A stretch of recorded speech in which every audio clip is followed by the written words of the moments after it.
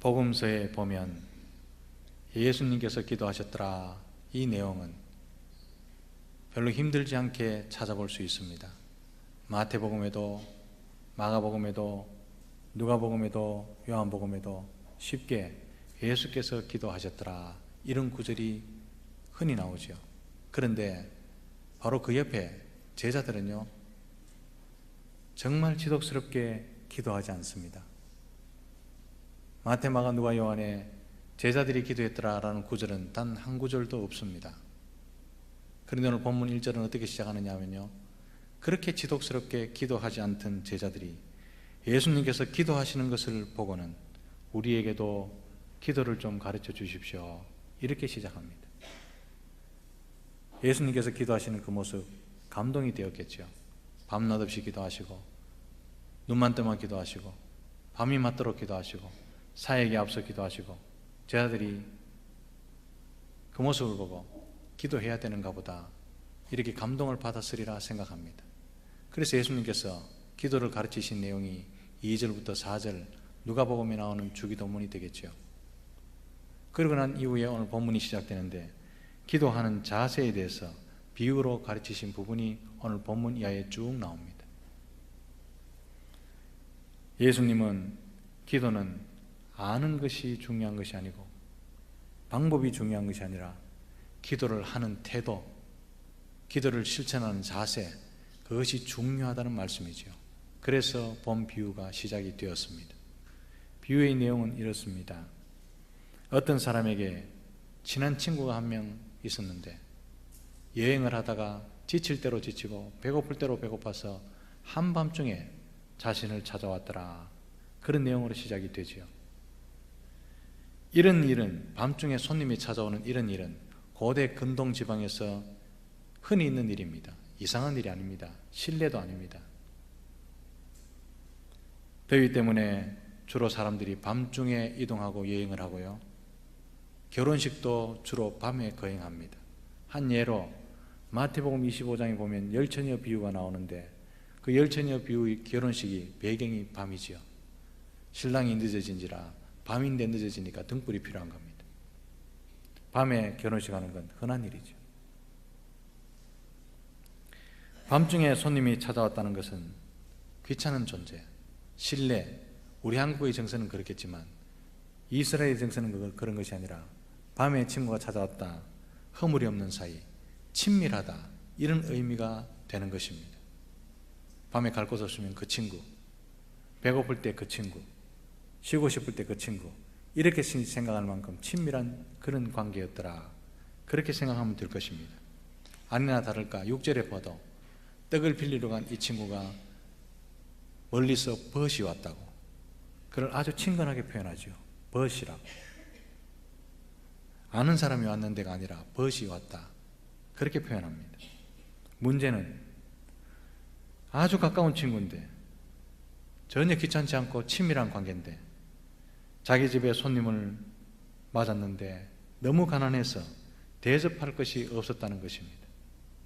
하루 먹고 하루 사는 이 집안의 형편이 가히 어떠했는지 짐작이 될 만큼 가난하죠.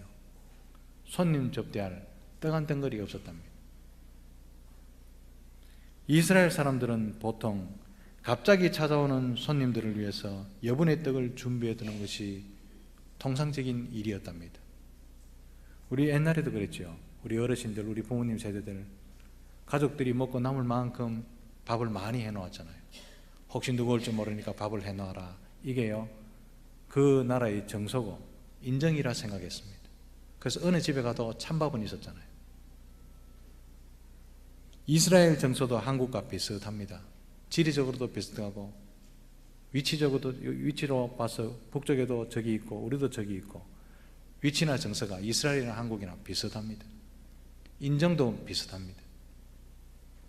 그런데 이 집은 너무 가난해서 그런 인정이 있는데도 불구하고 준비해 둘 수 있는 여유가 전혀 없었습니다. 하루 먹고 하루 사는 거죠. 그래서 너무 친한 친구가 와서 쳐다보니 지칠 대로 지치고 허기지고 배고픈 걸 아니까 가만히 있지를 못했습니다. 그래서 이웃에 사는 친구에게 떡 세 덩이를 구하러 갔지요. 그런데 깊은 밤중인지라 그 친구 집이 이미 온 가족이 잠이 들어버렸습니다. 이스라엘 가족은요 80% 이상이 딸방, 아들방, 부부방 이렇게 구분되어 있지 않습니다.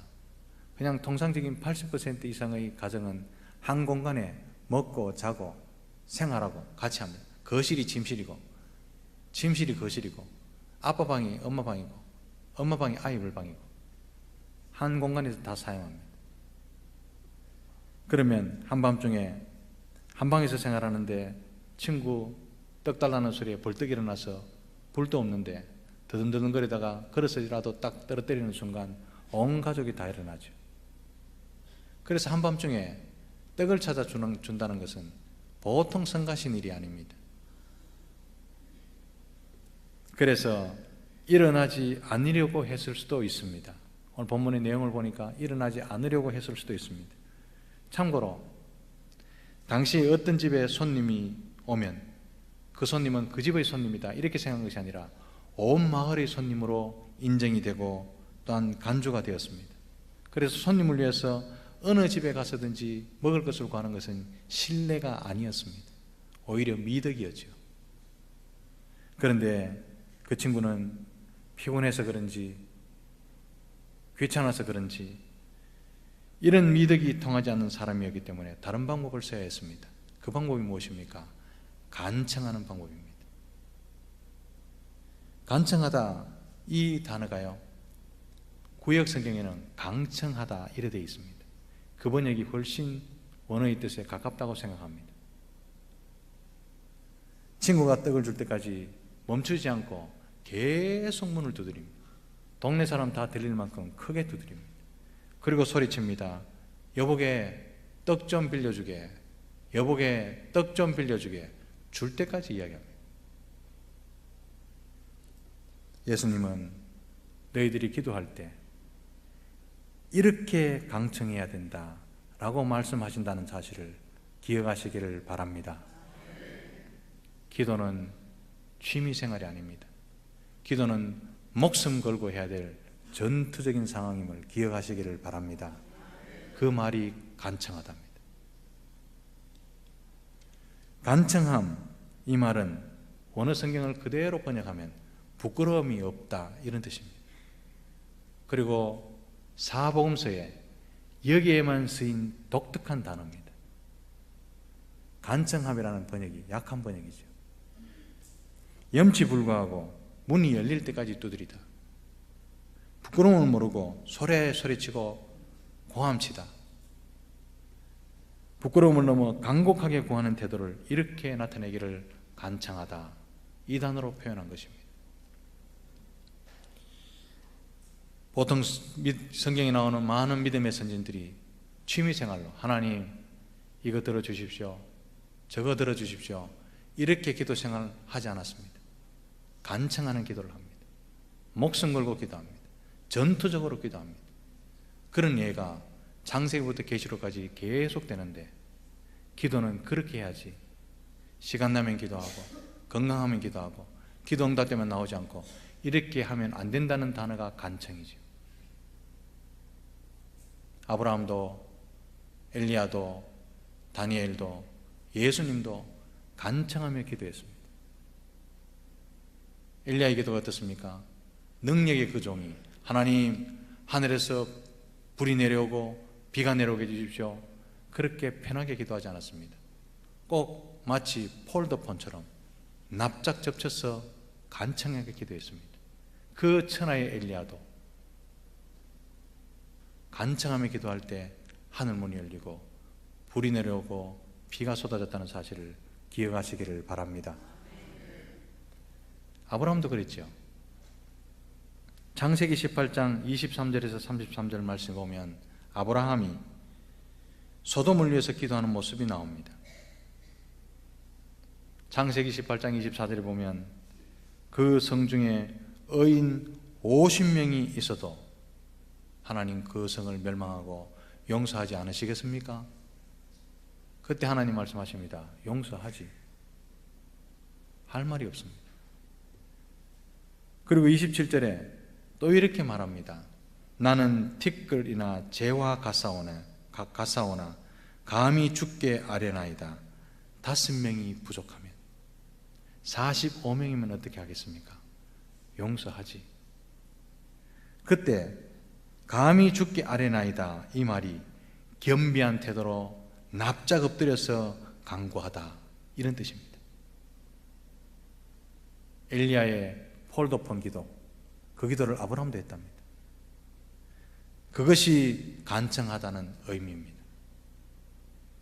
죄악의 도성 소돔을 위해서 기도할 때 겸비하게 폴더폰처럼 납작 엎드려 기도합니다. 사랑하는 성도 여러분, 하나님의 음성을 듣고 싶습니까? 간청하시기를 주님의 이름으로 축복합니다. 기도할 것이 얼마나 많습니까? 국민소득 10,000불이 넘어가면 기도하는 사람이 줄어들고, 국민소득 20,000불이 넘어가면 기도원이 비고, 이때가 기도할 때인 줄로 믿습니다. 우리의 기도를 들으시는 하나님께 간청하는 기도를 올려드리는 우리 모든 공동체 되시기를 주님의 크신 이름으로 축복합니다. 또한 간청하는 기도의 또 하나의 모델이 신약에 나오지요. 마태복음 15장 22절에서 28절 말씀에 보면 한 가나안 여인이 자기 딸을 위해서 간구하던 모습이 그것입니다. 마태복음과 병행구절인 마가복음 7장 24절 이하에는 그 여인이 출신 배경을 써놓기를 이 여인은 헬라인이요 스로보닉의 족속이라 그렇게 다 밝혀놓습니다. 이 여인의 출신 배경을 밝힌 이유가 무엇일까요? 그는 역사적으로, 종교적으로, 사회적으로 버림받은 사람이었다. 이걸 설명하기 위해서죠. 그들의 조상들 때문에 그 땅이 그들을 토해냈고, 그들은 하나님 말고 우상을 섬기던 더러운 여인이었다. 그걸 밝혀놓는 거죠. 그런데 인생의 궁극적인 문제 앞에서는 자신이 그토록 열심히 섬기고 목을 맸던 그 우상이 아무런 소용이 없다는 사실을 깨달았던 여인이었습니다. 그래서 아무도 해결할 수 없는 문제를 가지고 예수님께 나왔던 그 여인이 스로보닉의 족속이었습니다. 마태복음 15장 22절 말씀에 예수님께 나온 여인은 이렇게 말합니다. 다윗의 자손이여 나를 불쌍히 여기소서. 얼마나 간절한 표현이냐 하면 그 당시에 다윗의 족속이여, 이 말은요 반역을 꾀한다, 로마에서는 이렇게 들었습니다. 로마 군인들이 다윗의 자손이라는 소리를 들으면 즉결 심판이 가능했습니다. 이 말은요 얼마나 도움이 간절했으면 목숨 걸고 전투적으로 부르짖기를 다윗의 자손이여, 목숨 걸었습니다.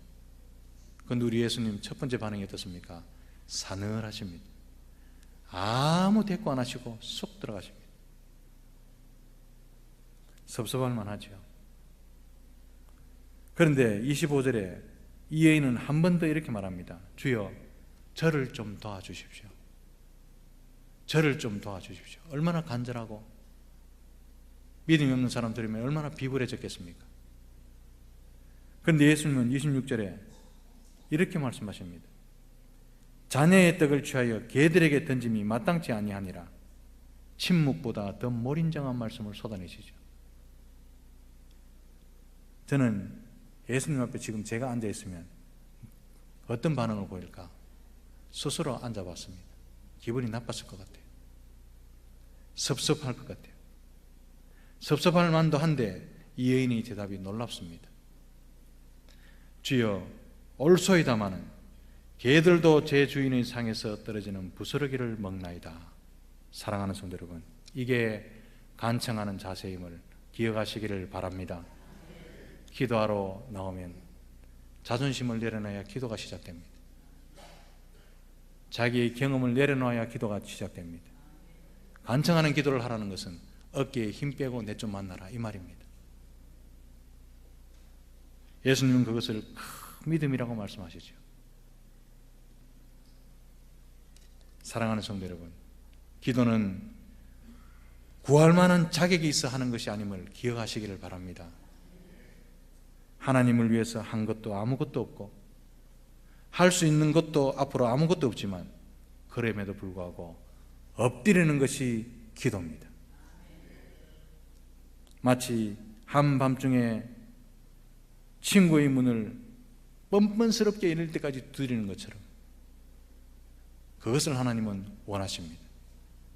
체면 보고 아직도 자신을 믿고 그러면서 문을 두드리다가 집으로 돌아가고 집으로 돌아가니까 문이 안 열리는 거죠. 뻔뻔스럽게 열릴 때까지 두드려라. 그걸 말씀하죠. 물론 미안하기도 하고 부끄럽기도 하지만 간청하는 기도는 그 부끄러움을 이기는 것임을 기억하시기를 바랍니다. 이게 주님께서 가르쳐 주신 기도의 자세입니다. 사랑하는 성도 여러분, 실제로 하느님 앞에 서면 항상 부끄러운 것이 우리들의 자세입니다. 그 표현 중에 하나가 하나님, 벌레만도 못한 나를 체험된 사람의 간증이면 사실이 그렇습니다. 벌레만도 못한 자신, 하느님 앞에 서면 바로 그렇습니다. 그런데 우리 예수님은 그 부끄러움을 넘어 하나님께로 나아가라, 그 말씀이 간청하라 라는 말씀의 의미인 줄 기억하시기를 바랍니다. 우리가 기도할 때 왜 간청해야 할까요? 하나님께서 미덕이 없는 분이기 때문에 그렇습니까? 인색한 분이기 때문에 그렇습니까? 그렇지 않습니다. 우리 하나님은 우리의 기도를 듣기를 즐겨하시고 응답하시기를 기뻐하시는 하나님인 줄 믿으시기 바랍니다. 그래서 기도를 명하시고 찾아라, 두드려라, 구해라, 사중강조로 말씀하시고 기도하지 않으면 염려하시고 오히려 섭섭해하신 분이 하나님이십니다. 그런데 왜 간청하라고 말씀하십니까? 이유는 두 가지입니다. 첫 번째로 하나님은 우리 간청하는 기도를 기뻐하시기 때문이고 진심을 보기를 원하시기 때문에 그렇습니다. 마태복음 18장 1절에 항상 기도하고 낭망치 말아야 할 것을 말씀하실 때도 간청하는 기도를 원하셨습니다. 또 한 가지 이유는 응답이 지연될 수 있다고 느낄 수 있기 때문에 간청하라, 포기하지 마라, 그렇게 말씀하신 겁니다. 우리의 기도하고 난 이후의 때는 가깝지요. 빨리 응답돼야 되겠죠. 그러나 하나님의 때 하나님의 방법은요, 오래 걸릴 수 있기 때문에 간청하라 말씀하신 겁니다. 하나님은 기도의 응답보다 하나님과의 교제에 더 많은 중점을 두도록 하기 위해서 응답을 늦추시기도 합니다.